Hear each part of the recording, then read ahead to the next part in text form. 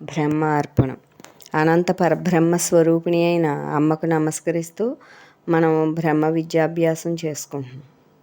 అసురు గుణములన్నింటినీ నిగ్రహించుకొనుట అభ్యసించాలి. ఒక జన్మే సరిపోదు, అనేక జన్మల్లో సాధన చెయ్యాలి. వ్యక్తులందరూ సాధనా పరికరముల వంటి వారే, జగత్తు ప్రయోగశాల వంటిది. అందుచేత మన జీవితంలో లభించిన కష్ట నష్టాలని, ప్రతికూల పరిస్థితుల్ని సాధనకి ఉపయోగించుకోవాలి. సాధనకై భగవంతుడు కల్పించిన అవకాశంగా భావించాలి. ఇక్కడ ఏం చెప్తున్నారంటే, ఈ మనలో ఉన్నటువంటి అసురు గుణాలను తొలగించుకుందుకి నిజానికి ఒక జన్మే సరిపోదు. ఎందువలన కొన్ని జన్మల ఎన్నో అనేక జన్మల నుంచి పోగేసుకున్నావు కాబట్టి తొలగించుకుందుకు ఒక జన్మ సరిపోదు.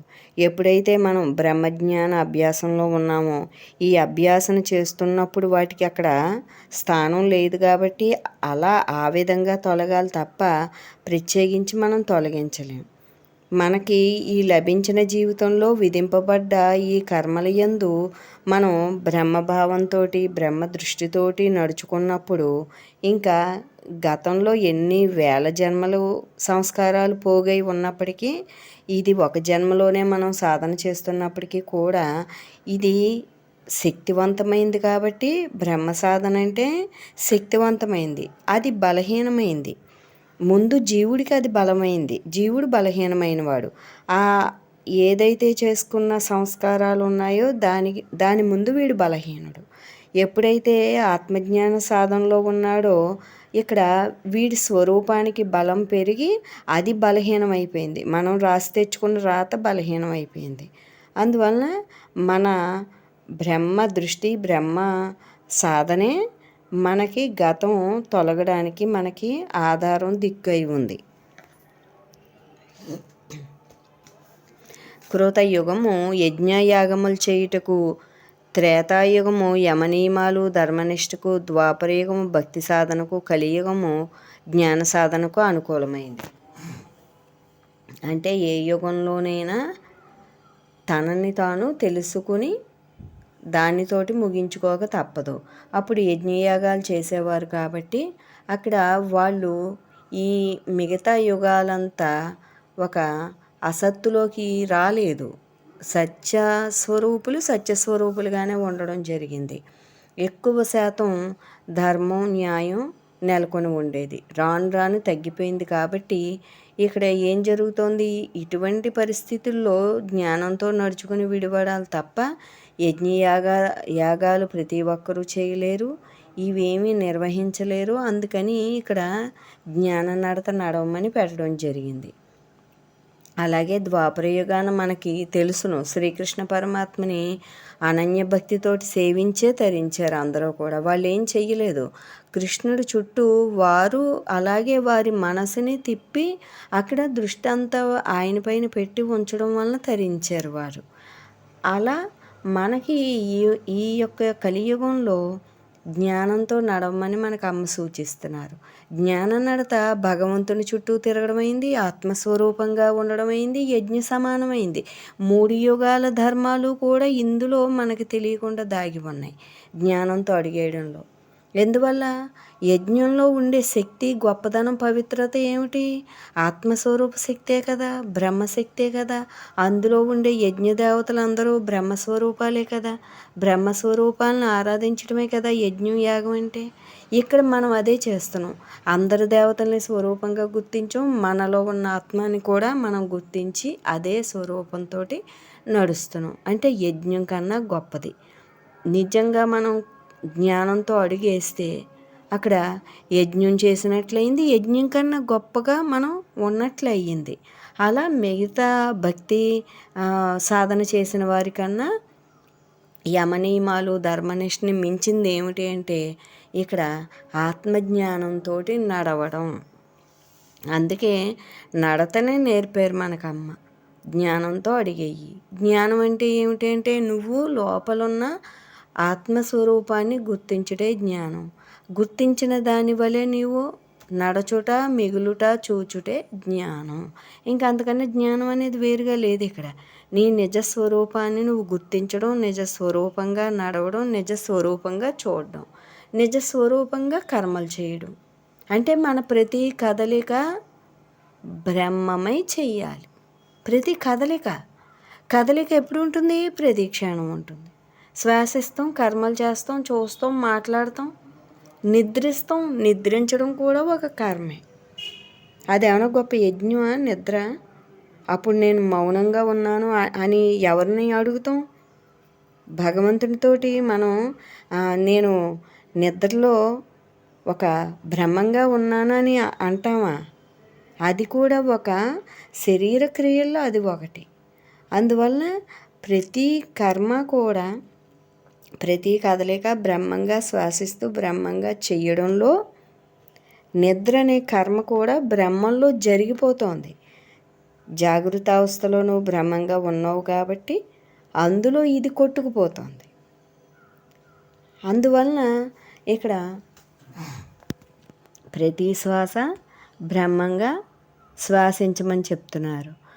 లోకమును ఉద్ధరించుటకు మార్గదర్శకులు కాగలరు. భారతీయ సన్యాసి ప్రపంచమునికే మార్గదర్శకుడు. అంటే ఇక్కడ సన్యాసం అంటే తాను అన్నింటిపైన మమకారం వదిలి తనపైన తాను అక్కడ అన్నింటినీ వదిలిపెట్టి అహంకారరహితుడై జీవించేవాడే సన్యాసి.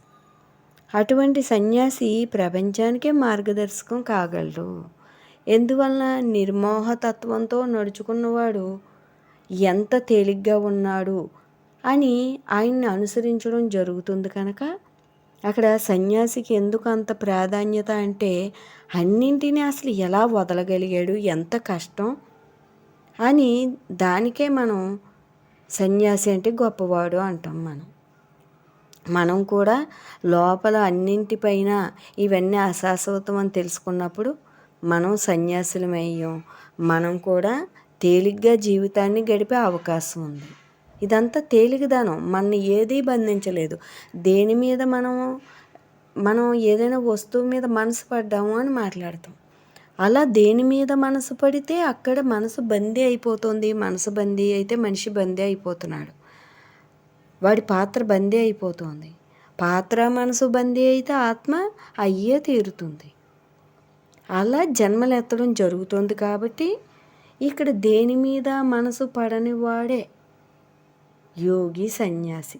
ఏది అక్కర్లేదు. వాడు దేనికై వచ్చాడో తెలుసుకుంటాడు, దాని మీదే దృష్టి పెడతాడు. దేనికై వచ్చాడు? అక్కడ భగవంతుడి సాక్షాత్కారం కోసం. మనం గృహస్థులం కాబట్టి అలా మాట్లాడకుండా అక్కడ మనం ఈ జన్మతోటి మోక్షం పొందాలి, ఇంకా జన్మ ఎత్తకూడదు, ఈ దుఃఖం మనం భరించలేక జన్మరాహిత్య మార్గాన్ని నడవాలి అని మనం ఇలా భావించి ఇలా నడుస్తున్నాం.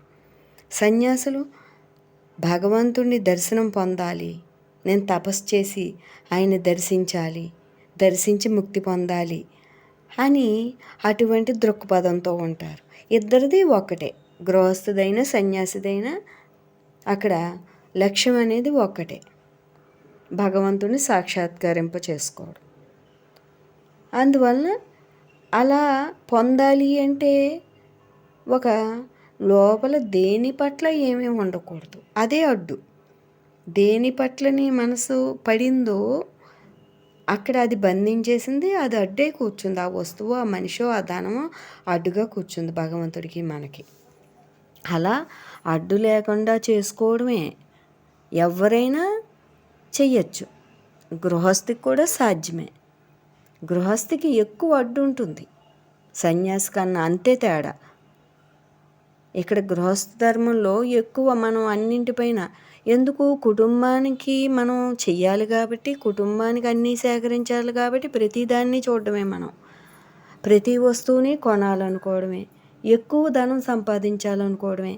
అందువలన ఎక్కువ అడ్డు వేసుకుంటాం, ఎక్కువ తొలగించుకోవడం జరుగుతుంది, ఎక్కువ కష్టం అవుతుంది. సన్యాసికిని సంసారికి తేడా అది. ఇక్కడ ఏం చెప్తున్నారు?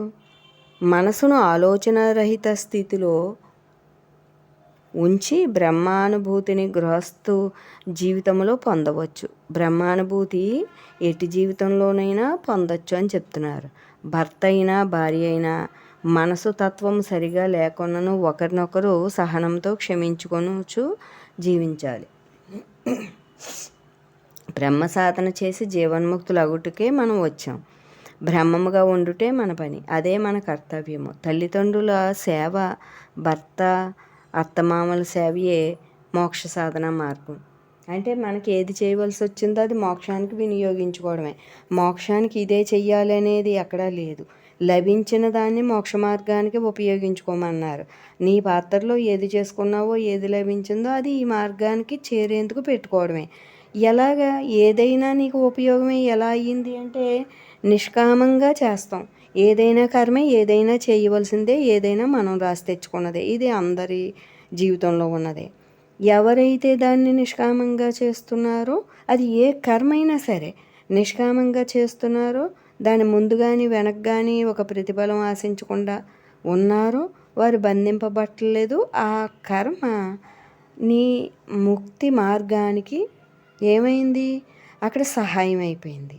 అది వాడు ఏది తెచ్చుకున్నప్పటికీ వాడి దృక్పథం మోక్షం మీద ఉన్నప్పుడు అది మోక్షానికి సహాయం అయిపోతుంది. మన చేతిలో ఉన్న దీపాన్ని ఏ మార్గం కేసి చూపించుకుంటే ఆ మార్గమే కనిపిస్తుంది. ఈ మార్గమే చూపుతాను, అది చూపించనని ఉండదు కదా దీపానికి. అలాగే మన ఆత్మజ్యోతిలో నువ్వు ఏ మార్గాన్ని నువ్వు వెళ్తున్నావో ఆ మార్గాన ప్రకాశం ఇవ్వడమే పని. నువ్వు ఏం చేసావు, ఇక్కడ మోక్ష మార్గాన్ని ఎంచుకున్నావు. మోక్ష మార్గం అంటే నిష్కామ కర్మలో అనన్య భక్తితోటి నడవడమే, మనోమౌనంతో. అప్పుడు నీ మనోమౌనానికే దీపం నీకు అక్కడ వెలుగుని చూపిస్తోంది, నిష్కామ కర్మలకే చూపిస్తోంది, అనన్య భక్తికే చూపిస్తోంది. ఆ భక్తితోటి ఇంకొంచెం ముందుకెళ్తున్నావు, నిష్కామ కర్మలతో ముందుకెళ్తున్నావు. అలా మనం ఇంకా మనం వదిలిపెట్టినటువంటి భగవంతుణ్ణి, మన మూలాన్ని చేరుకుంటున్నాం. మన మూలమే భగవంతుడు. మనం సాకార సగుణానికి రావడం జరిగింది.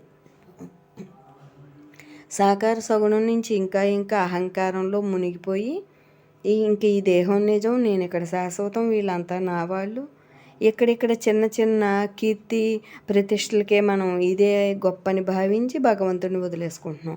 భగవంతుని దర్శనంలో అన్నీ ఉన్నాయి.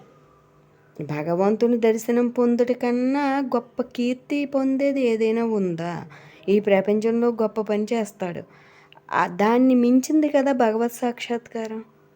అలాగే భగవంతుడి సాక్షాత్కారం కొరకు ప్రయత్నించే కన్నా గొప్ప సేవ ఉందా?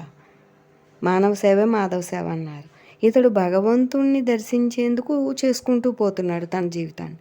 అంతకు మించిన గొప్పది కర్మ ఏమీ లేదు. అలా మోక్ష సాధనలో ప్రతి కర్మ, ప్రతి దృష్టి, ప్రతి పని కూడా ఒక మామూలు దానికన్నా, ప్రపంచంలో గొప్ప పనుల కన్నా గొప్పవి ఇవి. మన కొరకు చేసుకున్న గొప్పవయ్యే. అది లోకం కోసం, దేశం కోసం చేసిన చిన్నవి అయ్యే, అశాశ్వతమైనవి, బంధించేవి, కీర్తివాంఛతో చేసినవి, రజోగుణ సంబంధమైనవి అయ్యి. మనం ఆంతర్యంలోకి చూసాం కాబట్టి ఏది రజోగుణం, ఏది సత్వగుణం, ఏది మేలు చేస్తుంది, ఏ గుణం బంధిస్తుంది అన్నీ తెలుసుకున్నాం. ఒక గ్రంథంలాగా మన అంతర్గ్రంథాన్ని తెరిచి అమ్మ చూపించారు కాబట్టి అందులో అన్ని తప్పొప్పులు మనం తెలుసుకుని ఏది మంచో దాన్ని పట్టుకుని తప్పుని పక్కకి నెట్టి ముందుకు సాగుతున్నాం మనం. బ్రహ్మార్పణం. నిష్కామ భక్తితో బ్రహ్మ మార్గంలో నడుస్తున్నాం. బ్రహ్మనిష్ట కొరకు చేయి సాధనే ధర్మనిష్ట. ఇక్కడ బ్రహ్మనిష్టని మించింది ఇంకా వేరే ఏమీ నిష్ట లేదు. ఇందులో ఉంటే అన్నీ ఇందులోనే ఉన్నాయి. మనం అన్నీ ఏది నిక్షిప్తం చేసుకుని తనలో ఇముడ్చుకొని ఉందో దాన్నే పట్టుకున్నాం, దాన్నే పట్టించారు అమ్మ. సద్గురు ఎప్పుడూ కూడా అన్నీ ఉన్నదాన్నే పట్టిస్తారు. చిన్నది విడివిడిగా ఒక్కొక్కటి కాదు. ఇక్కడ అన్నీ ఎందులో ఉన్నాయో దాన్ని పట్టించారు, అన్నీ ఎందులో ఉండి నిన్ను బంధిస్తున్నాయో దాన్ని వదిలేసేలా చేస్తున్నారు. మనసులో ఒక్కొక్క దాన్ని తీసేయమంటలేదు, మనసును తీసేయమంటున్నారు. అలాగే నువ్వు ఆత్మస్వరూపం అయ్యి ఉన్నావు, అది తెలుసుకుని మిగతావన్నీ చెయ్యి అంటున్నారు. అలా మూలంలో కూర్చోబెట్టడం, అన్నీ ఎందులో ఉన్నాయో దాన్ని పట్టించడం, అన్నీ చెడు సంస్కారాలు ఏ మనసులో ఉన్నాయో ఆ మనసుని పక్కకి నెట్టివేయించడం, ఇది జరుగుతోంది ఇక్కడ. సాధన ఉత్కృష్ట స్థాయిలో ఉన్నప్పుడు పరీక్ష ఏదైనా వచ్చినో బ్రహ్మంగా ఉండే ప్రయత్నం ఎక్కువ చేయాలి. ఎందుకనగా ఇది ఆఖరి జన్మ అని బ్రహ్మ సాధన తీవ్రంగా చేసి బ్రహ్మానుభూతితో మిగలాలి. మనమంతా ఇదే. మన శబ్దం ఇట్టి సాధన వలన లభించిన మానవ జన్మ సార్థకం కాగలదు. ఇక్కడ ఇదే ఆఖరి జన్మగా చేసుకోవాలి అని పట్టుదలతోటి మనకి లభించిన ఈ జన్మని, దీని యొక్క కర్మల్ని మనం వినియోగించుకోవాలి. సృష్టిలో 84 లక్షల జీవరాశుల యందు కేవలం మోక్ష సాధనకు ఉపకరించు ఏకైక దేహం మానవ శరీరం. అందులో అధమ, మధ్యమ, ఉత్తమ దేహములు ఉన్నవి. ఈ సువిశాలమైన భూమండలమునందు భారతదేశము ఆత్మవిద్య విశ్వవిద్యాలయము. మోక్షం పొందుగోరువారు, మోక్ష సాధన చేయుగోరువారు భారతీయులై జన్మించుట లేక భారతదేశంను ఆశ్రయించి సాధన చేయుదురు. అంటే ఇక్కడ మన దేహం, మానవ దేహం గొప్పది. మనం పుట్టిన ఈ యొక్క దేశం గొప్పది. ఎందుకంటే ఇది భక్తికి నెలవు. భారతదేశం, భారతీయులు అంటే ఇక్కడ ఒక భక్తికి, మంచి సంస్కారాలకి, సాధనకి సహాయపడతాయి ఇక్కడ ఈ సంస్కృతి. అందువలన మనకి ఇంత గొప్ప సాంప్రదాయంలో పుట్టాము అని మనం తెలుసుకోవాలి. ఎక్కడైనా వేరే దేశంలో ఇంత భక్తి కానీ, ఇంత భగవంతుని ఆరాధించడం కానీ ఉండదు. అన్నీ కూడా చిన్న చిన్నగానే ఉంటాయి. యజ్ఞయాగాదులు, వేదోపనిషత్తులు ఇవన్నీ కూడా ఎక్కడ జరుగుతున్నాయి అంటే ఈ భారతదేశంలోనే. అందువలన ప్రతిదీ మనకి గొప్పదే. మన దేశం కానీ, పుట్టిన గడ్డ కానీ, మన లభించిన ఈ కుటుంబం, అలాగే మానవ దేహం అన్నీ మనకి అనుకూలం అని చెప్పి మనం ఆనందించి, ఇన్ని మనకి ప్లస్ పాయింట్లు ఉన్నప్పుడే మనం ఇక్కడ ఏం చెయ్యాలి అంటే మోక్ష సాధన చెయ్యాలి. ఇందులో ఏ ఒక్కటి లభించకపోయినా కష్టమే అని మన లభించిన దాన్ని మనం తృప్తి, ఆనందం పొందాలి. భౌతిక ప్రాపంచిక సుఖాలకు పరమాత్మను ఉపాసించేవారు నిష్కామముగా పరమాత్మను ఉపాసించేవారు, సృష్టించబడిన దేవతలను ఉపాసించేవారు, వివిధ రూపముల్లో అమ్మవారిని ఉపాసించేవారు, అనేకత్వంలో పరమాత్మను ఉపాసించేవారు, ఏకత్వంలో పరమాత్మను ఉపాసించేవారు. వీరంతా సగుణ భక్తులు, ద్వైత భక్తులు, విశిష్ట భక్తులు. ఇక్కడ ఎన్ని చేసినా కూడా ఏం జరుగుతోంది అంటే నేను ఈ దేహాన్ని అనే ఉంటున్నాడు కాబట్టి ఇవన్నీ చెయ్యి, నేను బ్రహ్మస్వరూపాన్ని అని తెలుసుకుని చెయ్యి. అప్పుడు ఫలితం ఎక్కువ, ఫలితం బంధించదు, అందులో విడుదల ఉంది. ఇంకా భగవంతుడి సన్నిధానం చేరే మార్గం ఎక్కువగా ఉంది. అది ఇక్కడ నేనాత్మనని తెలుసుకుని చేయడంలో ఎక్కువ ఫలితం. అందువలన మనకి తక్కువ ఆయువు ఉన్నా కూడా మనం పరమాత్మను తొందరగా చేరుకుందుకు అవకాశం ఉంటుంది. అద్వైత భక్తులు, నిర్గుణ ఉపాసకులు, భగవత్ సాక్షాత్కారం పొందిన భక్తులు, వైకుంఠం పొందిన భక్తులు, సత్యలోకం పొందిన ఉపాసకులు అయిన వారు ఈ జన్మలో భక్తి ప్రచారమునకై పరమాత్మ ఆదేశానుసారము అవతరించిన కారణ జన్ములు అవుదురు. వారు భారతదేశం నందు కలరు. ఒక భక్తిని చాటాలన్నా, అద్వైతాన్ని చాటాలన్నా భారతదేశానికి అక్కడ అనుకూలం ఉంది, అర్హత కూడా ఉంది. అందువలన ఇక్కడే జన్మిస్తారు. ఇక్కడ ఇద్దరు ఉన్నారు, సగుణోపాసకులు, నిర్గుణోపాసకులు. సగుణోపాసన చేసినప్పుడు మళ్ళీ చిట్ట చివరి అంశం మిగిలిపోయి నేనాత్మనని సాధన చేయవలసింది మిగిలిపోయి జన్మెత్తుతారు. అది మనకు తెలుసు. నిర్గుణోపాసకుడు నేను ఆత్మనని ఉపాసన చేస్తున్నాడు, అక్కడ వాడి మూలాన్నే ఉపాసిస్తున్నాడు. ఇక్కడ రెండు మంచి ఉంది వీడికి. ఏమిటి? తనని తాను తెలుసుకుని ఉపాసిస్తున్నాడు, ఉపాసించేది కూడా వాడి మూలాన్ని ఉపాసిస్తున్నాడు. కాబట్టి వీడికి ఇంకా ఒక క్రమముక్తులు ఉండకుండా సరాసరి వీడికి మరణించగానే విదేహముక్తి కలుగుతుంది, బ్రతుకుండగానే జీవన్ముక్తి కలుగుతుంది. అందువలన సగుణోపాసన నుంచి నిర్గుణోపాసనకి వచ్చేయాలి మనం. సగుణోపాసన ఫలితమే నిర్గుణోపాసన. రేపటి జన్మైనా నువ్వు ఈ నిర్గుణోపాసన చేసి తెగతెంపులు చేసుకోవాలి. ఇదంతా కూడా భగవంతుడు సర్వవ్యాప్తమైన ఈ ప్రపంచం అయినప్పటికీ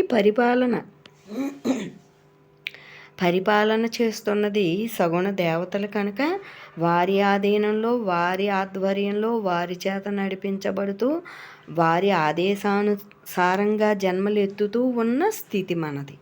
అట్టి స్థితి నుంచి నిర్గుణ ఉపాసన ద్వారా ఇక్కడే ఇప్పుడే ఇచ్చటే విడుదల కాగలిగే అవకాశం ఉంది. అంటే ఏమిటి ఇక్కడ మధ్యలో ఏం దాగి ఉంది? వీరి ఆదేశానుసారమే వెళ్ళాలి దేవతలందరూ. మరి అట్టి దేవతల ఆధ్వర్యంలో ఉంటూ ఎలా జీవన్ముక్తిని పొందుతాడు అంటే, ఇక్కడ ఉన్నను తన మూలం నిర్గుణ నిరాకారం అని తెలుసుకోవటం, తాను నిర్గుణ నిరాకార పరబ్రహ్మ స్వరూపాన్ని అని తెలుసుకోవటం.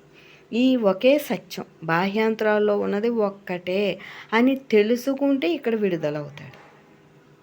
ఇక్కడే సగుణారాధన చేస్తే వారి ఆదేశానుసారంగా నిర్గుణారాధనకి మరుజన్మలో వాడు అర్హుడవుతాడు. అప్పుడైనా వారే, ఇప్పుడైనా వారే మన ముందుకు పంపిస్తారు. నువ్వు తెలుసుకుంటే మెట్టు ఎక్కించడం జరుగుతోంది. తెలుసుకోకపోతే ఆ మెట్టు మీదే నువ్వు సాధన చేయడం, ఆ మెట్టు మీద ఇంకా ఉన్నందువల్ల జన్మెత్తడం జరుగుతుంది.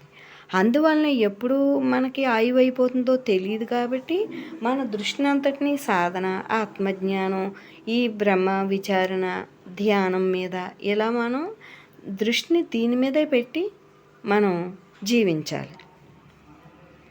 ఏకాంత ప్రదేశములందు కొండ గుహలయందు నిరంతర బ్రహ్మ నిష్ఠా తత్పరులై తపస్సాలుగా జీవించు ఋషులు మునులు మున్నగు అన్ని స్థాయిల్లో నుండి ధ్యానయోగులు ఎందరో భారతదేశంలో కలరు. ఇక్కడ ఎంతో తపస్సులు చేస్తే కానీ రాదు జీవన్ముక్తి. అటువంటి తపస్సులు చేసి తెచ్చుకునేది మన ఇంట్లో మనం దృష్టిని పెట్టి దృష్టినే తపస్సుగా మనం అక్కడ చేసుకుని మనం తపస్సు చేసినట్టుగా అక్కడ పరిగణించబడుతున్నాం. ఎందువలన వీడు ఎక్కడ ఉన్నానో దృష్టిని ఆమె పెట్టాడు. కూర్చుని తపస్సు చేసేవాడు దృష్టిని భగవంతుని మీద పెడుతున్నాడు.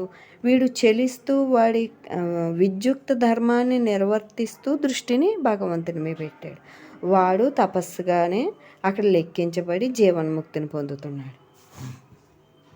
మానవ సేవయే మాధవ సేవగా ఎంచి సకల మానవుల యందు భగవంతుణ్ణి దర్శించుచు అనేక రంగముల్లో సమాజమునకు సేవ చేసిన సంఘ సేవకులై మహాత్ములైన వారు ఎందరో కలరు. ఇక్కడ మానవ సేవే మాధవ సేవ. ఈ యొక్క ఇది ఎప్పుడు ఉపయోగం? ముందు దశలో. ఇక్కడ సర్వము బ్రహ్మస్వరూపమే, సర్వులు బ్రహ్మస్వరూపులే, నేను బ్రహ్మస్వరూపాన్ని అని దృష్టితోటి చూడడం, చెలించకుండా ఉండడం అనేది రావాలి. ఇక్కడ చెలించి సేవ చేసాం, అది మొదటి మెట్టు. చెలించకుండా చూడడం ద్వారా వాడు మాధవుడే అని గుర్తించగలగాలి. అక్కడ మానవుడే మాధవుడని చేసాం. ఇక్కడ దృష్టి ద్వారా మానవుడే మాధవుడు అని రాగద్వేషాలకి మనం కదలకుండా ఉండాలి. సేవ చేసినప్పుడు కదులుతున్నాం, రాగం ద్వేషం వస్తుంది. వాడు మంచివాడని చేశాను కానీ వాడు నాకు ఏ ఉపకారం చేయలేదు అనుకుంటాం కదా. అవన్నీ కూడా ఇప్పుడు లేవు. సేవ లేదు, చెంచల దృష్టి లేదు, రాగం ద్వేషానికి ఏమీ కదలాడడం లేదు, మనలో అవి కదలడం లేదు. ఇది గొప్పది. నువ్వు దేనికి చెల్లించకుండా ఉండే స్థితి గొప్పది. కానీ తిడుతూ సేవ చేస్తే ప్రయోజనం ఏముంది? ఆశించి ప్రయోజనాన్ని ఆశించి సేవ చేస్తే ఏముంది? అందులోనూ బంధింపబడమే దాగి ఉంది తప్ప. కానీ స్వార్థపరునికి ఇది మంచి ప్రయోజనం అయ్యింది. మానవ సేవ, మాధవ సేవ. వాడి స్వార్థాన్ని, వాడి బద్ధకాన్ని, వాడి లోభిత్వాన్ని పక్కన పెట్టి ఎంతో కొంత అక్కడ ఇతరులకి సేవ చేయడంలో వాడు అక్కడి నుంచి మరో మెట్టు ఎక్కడం జరుగుతోంది. మనదంతా ఎక్కడ తీసుకొచ్చారమ్మా? మనోమౌనంతో సర్వత్రా సర్వుల్ని బ్రహ్మంగా చూస్తూ ఇంక అన్య దృష్టి పోయి బ్రహ్మమయమైపోయి బ్రహ్మంలో మునిగిపోయి ఇంకా ఏది ఎవరో తెలియదు. వాడు దుర్మార్గుడని లేదు, ఇంకేమీ లేదు, వాడు ఆత్మస్వరూపుడు. అలాంటి స్థితికి తీసుకొచ్చారు. మన పాత్రలో మనం కొంచెం చూసుకుంటూ ముందుకి సాగాలి.